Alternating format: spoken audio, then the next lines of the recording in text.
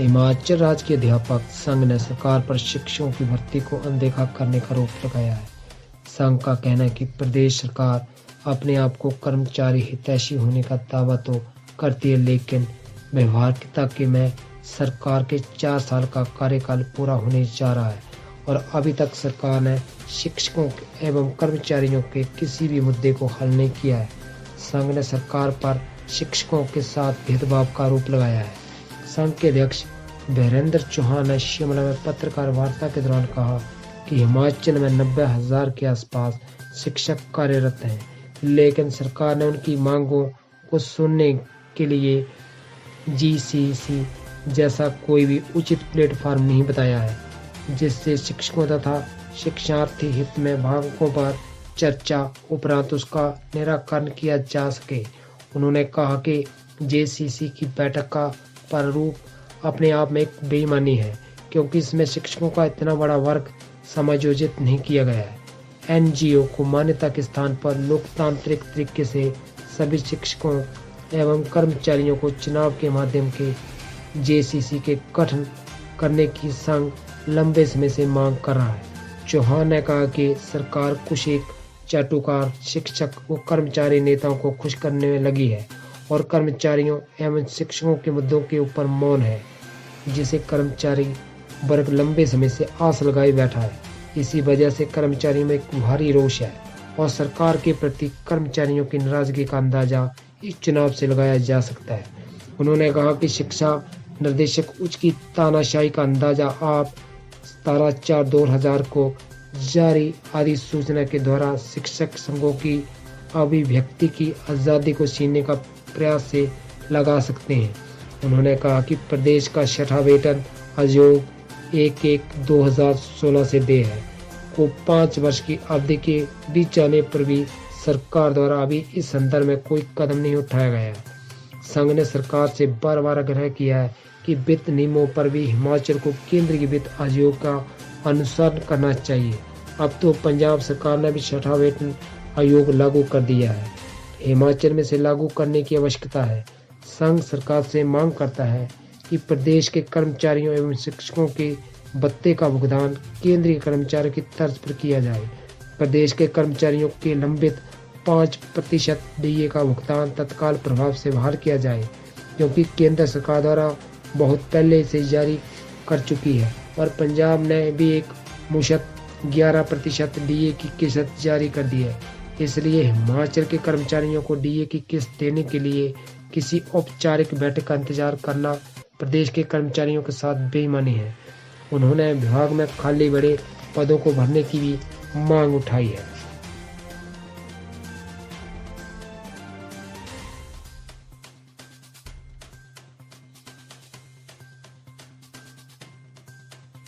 देखिए, आज जो पत्रकार वार्ता की गई है उसमें बहुत लंबे इश्यूज़ है। 4 साल से हिमाचल सरकार के द्वारा जो कर्मचारियों के प्रति उदासीनता का रवैया था या शिक्षकों के प्रति उदासीनता का रवैया है, उसको लेके हमने, क्योंकि पहले भी इसमें हम माननीय मुख्यमंत्री, शिक्षा मंत्री, सचिव और निदेशक के माध्यम से अपने ज्ञापन देते रहे हैं, तो अभी तक हमारी सुनाई नहीं हुई है। तो 4 साल हो गए हैं, सरकार ने अपनी मैनिफेस्टो में कुछ बातें कही थी, वो भी पूरी नहीं हुई है, तो मजबूरन आज हमें जेसीसी के माध्यम से सरकार को बातें याद लाने के लिए यहाँ पे खड़ा होना पड़ा है। तो मैं हिमाचल राज्य अध्यापक संघ के प्रदेश अध्यक्ष होने के नाते कहना चाहता हूँ कि सरकार को एक तो जेसीसी की बात 4 साल से होती है, 4 साल तक अभी तक नहीं हुई नहीं है, और दूसरा है जेसीसी का जो प्रारूप है, प्रारूप ही अपने आप में अधूरा है। इसको मैं कोई जेसीसी नहीं मानता हूँ, क्योंकि जिसमें कर्मचारियों के लिए जॉइंट कंसल्टेशन कमेटी की बात की हो तो कर्मचारियों में हिमाचल प्रदेश के 80-90 हज़ार टीचर भी आते हैं और मुझे लगता है कि एक समाज का विभिन्न वर्ग है कर्मचारियों का। आप उसको एक्सक्लूड करके जेसीसी की बात करें तो वो एक बेईमानी होगी कर्मचारियों के साथ, शिक्षकों के साथ। और हम बार बार मांग कर रहे हैं कि आप जेसीसी शिक्षकों के साथ भी करें या हमारे को उसमें जोड़े, हमारे एजेंडे को इसमें लिया जाए, क्योंकि हम अपनी बात खुद रखने में सक्षम है। अगर हम बच्चों को पढ़ा सकते हैं, हमारे द्वारा पढ़ाया आदमी प्राइम मिनिस्टर बन सकता है, वो प्रेसिडेंट ऑफ इंडिया बन सकता है, चीफ मिनिस्टर बन सकता है या किसी बड़े पद पे बैठ सकता है, तो हम अपनी बात खुद अपने मुंह से बोल सकते हैं, अपनी मांग को रख सकते हैं। तो इसमें मुझे लगता है मुख्यमंत्री या किसी और सरकार को जो है इसमें शिक्षकों के साथ बैठने में कोई अपमान अपना नहीं समझना चाहिए। एक उन्होंने ये बड़े अच्छे से इस बात को आगे लेना चाहिए। हम बड़े लंबे समय से इस मांग को रख रहे हैं। दूसरा, अगर कुछ मुद्दे ऐसे हैं जो जेसीसी में नहीं आने चाहिए। मैं अब डीए की बात करूं, डीए एक रूटीन मैटर होता है। डीए हमारा 6% दिया, 5% अभी भी है। पिछला बकाया की बात कर रहा हूँ, तो वो कब दिया जाएगा, उसके ऊपर क्या जीसीसी में दिया जाएगा, क्या जीसीसी उसके लिए बनाई गई है, तो इस समय से परे है, वो मिल जाना चाहिए हमें।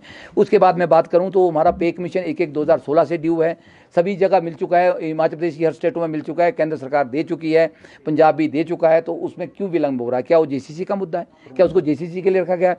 तो ये एक बड़ा एक महत्वपूर्ण इशू है। सारे अलाउंसेज, हमारे सारे रूल्स जो है सेंट्रल गवर्नमेंट के लागू होते हैं, तो हम मांग कर रहे हैं कि हमारे को अलाउंसेज भी सेंट्रल गवर्नमेंट के दो, स्केल भी सेंट्रल गवर्नमेंट का दो, तो उसमें क्या आपत्ति है? ये 5 साल पहले भी हो सकता था और आज भी हम मांग कर रहे हैं। प्रमोशन हमारी बहुत समय से नहीं होती है, हेडमास्टर की प्रमोशन की लिस्ट 1.5 महीना हो गया, वो डीपीसी हो चुकी है, स्टेशन लग चुके हैं, अब डॉक्टर साहब उसको दबा के बैठे हैं। मुझे नहीं लगता कि उसके लिए आप जेसीसी का वेट कर रहे हैं। रेगुलेशन प्रिंसिपल की 2016 के बाद नहीं हुई है, 16 से 21 तक की, 17 से 21 तक की प्रिंसिपल जो है उनको कोई लाभ नहीं मिल रहा है, तो उसके लिए किसका वेट कर रहे हैं आप? बहुत अनगिनत मुद्दे हैं। आप शास्त्री और एलटी को टीजीटी का दर्जा देने की बहुत बार एक्सेप्टेंस हो चुकी है, सहमति बनी है, तो उसके लिए क्या जेसीसी का वेट करने की आवश्यकता है? तो ये मैं आपके एनपीएस की वेट कर रहे हैं। तो ये मुद्दे अनगिनत मुद्दे हैं हमारे हिमाचल प्रदेश के कर्मचारियों के। और मैं अगर आप और मुद्दों की बात करूँ, कंप्यूटर टीचर 20 साल से हिमाचल प्रदेश के अंदर शोषित हो रहे हैं, सेवाएं दे रहे हैं, ना जाने कितने बच्चे उनके पढ़ाई कितने पोस्टों पे काम कर रहे हैं, तो उनको नियमित करने के लिए, उनके लिए पॉलिसी बनाने के लिए किसका वेट करना पड़ेगा? कौन सा समय उचित है? तो इन मुद्दों पे कौन निर्णय लेगा? तो मैं तो कहूँगा शिक्षा निदेशक के पास टाइम नहीं है, वो तो चार्जशीटें बनाने पे लगे हुए हैं। वो चाहते हैं कि किसी का मुंह बंद करने के लिए चार्जशीट बनाई जाए या शो को नोटिस दी जाए ताकि मुंह बंद हो, कोई कर्मचारी ना बोले। ये एक बड़ा ऐसा समय हिमाचल प्रदेश के इतिहास में आया है जिसको मैं जरूर कहना चाहूँगा कि कोई कर्मचारी नेता या कर्मचारी संगठन आगे आने को तैयार नहीं है। सबको डराया गया है, सबको जो ही बोलता है। एक आपको बताऊं, 17/4/2021 को जो एक चिट्ठी निकाली गई शिक्षा निदेशक के द्वारा कि कोई भी संगठन, कर्मचारी संगठन, जो नेता जो है वो सरकार और विभाग के द्वारा लिए गए निर्णयों के ऊपर जो है मीडिया में नहीं जाएगा, किसी माध्यम से अपनी आवाज़ नहीं उठाएगा। तो ये किस तरह की चिट्ठी है? ये एक अभिव्यक्ति की आज़ादी को छीनने का एक प्रयास सरकार के द्वारा किया गया। उसमें सरकार ने कोई हस्तक्षेप नहीं किया। हम सरकार के ध्यान में बातें लाई कि इस तरह से नहीं होता है डेमोक्रेटिक स्टेट के अंदर। संगठनों को बोलने की आज़ादी है। संगठन अगर नहीं बोलेंगे, अपनी बात को नहीं रखेंगे, सरकार की नीतियों का विरोध नहीं करेंगे, तो सरकार तो मनमानी करेगी। इसीलिए संगठन को एक कॉन्स्टिट्यूशनल राइट भी दिया गया है, जो शायद हमारे निदेशक महोदय को पता नहीं है। हमें प्रताड़ित करने से कुछ नहीं होगा, लेकिन आप कर्मचारियों को अंडर एस्टिमेट करेंगे तो हिमाचल प्रदेश के अंदर, हिमाचल का इतिहास है, अभी आपने देखा होगा हाल ही में चुनाव का रिजल्ट भी आपके सामने आया है कि हिमाचल प्रदेश में कोई भी सरकार जो है कर्मचारियों के बगैर नहीं बन सकती है। कर्मचारियों की अनदेखी जिस सरकार ने की या जिस नेता ने की, इससे पहले का इतिहास आप देखेंगे, वो नेता भी जो है वो सर्वाइव नहीं कर पाए, वो सरकार भी सर्वाइव नहीं कर पाई। तो एक बार फिर मैं इस बात को दोहराना चाहता हूँ माननीय मुख्यमंत्री से कि शिक्षकों के साथ बैठक करें। हमारे अनगिनत मुद्दे हैं, 43 सूत्रीय मांग पत्र हमने सरकार को दिया है, 4 साल हो गए, ना शिक्षा मंत्री बात करना चाहते हैं एजेंडे पे, ना शिक्षा सचिव बोलते हैं हमारे पास टाइम नहीं है, हम आपसे बात नहीं करेंगे, ना डायरेक्टर करना चाहता है, तो हमारे पास और क्या रास्ता है? मांग पूरी नहीं होगी, क्या करेगा अध्यापक? देखिए, अध्यापक संघ लगातार 4 साल से अपना जो रोल है उसको कर रहा है। प्रेस कॉन्फ्रेंस के माध्यम से हम बार बार मिल रहे हैं, हमने एजिटेशन भी की, ऐसा नहीं की नहीं है, पर अगर यही स्थिति चलती रहेगी तो हमारे पास और कोई विकल्प नहीं है। हम क्लासेस का बाइकआउट करेंगे, बच्चों का नुकसान होगा, हम संघर्ष करेंगे। हमारा एक संघर्ष में इतिहास रहा है 1957 से। अगर एचजीटीयू का, हिमाचल राज्य कांग्रेस संघ का इतिहास देखेंगे तो हमने संघर्ष ही की है। संघर्ष के दम पे हमने चीज़ों को लिया है, छीना है। वो चाहे जो भी मांगे है हमारी, उसको मैंने मनवाया है। आगे भी हम इस चीज़ पे लड़ेंगे। हम एक रूपरेखा तैयार करें, जल्दी अब एक बैठक करेंगे राज्य कार्यकारिणी की, उसमें निर्णय लिया जाएगा कि किस तरह की रूपरेखा, अगर सरकार जो हमें जेसीसी के लिए नहीं बुलाती है या हमें इंक्लूड नहीं करती है, हमारी मांगे पूरी नहीं होती है। 4/9/14 का बहुत बड़ा हर कर्मचारी का इशू है, उसको खत्म कर दिया गया है। तो इन सब बातों के ऊपर हम जो अपनी रणनीति बनाएं।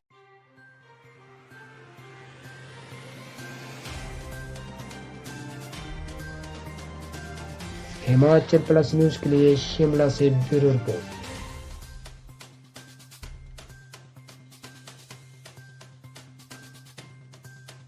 पिया तो रखे सा अभिमान,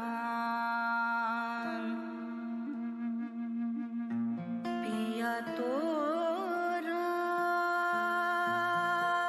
बीती यादों से नाता सहेजना सीखा, हाथ थाम कर जिनके चलना सीखा,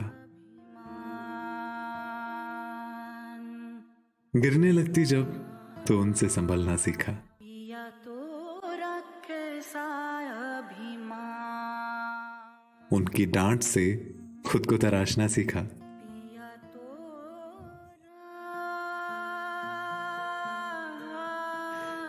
घर से दूर होकर भी दिल को हमेशा यह एहसास रहता है, उनका प्यार और फिक्र हमेशा मेरे साथ रहता है।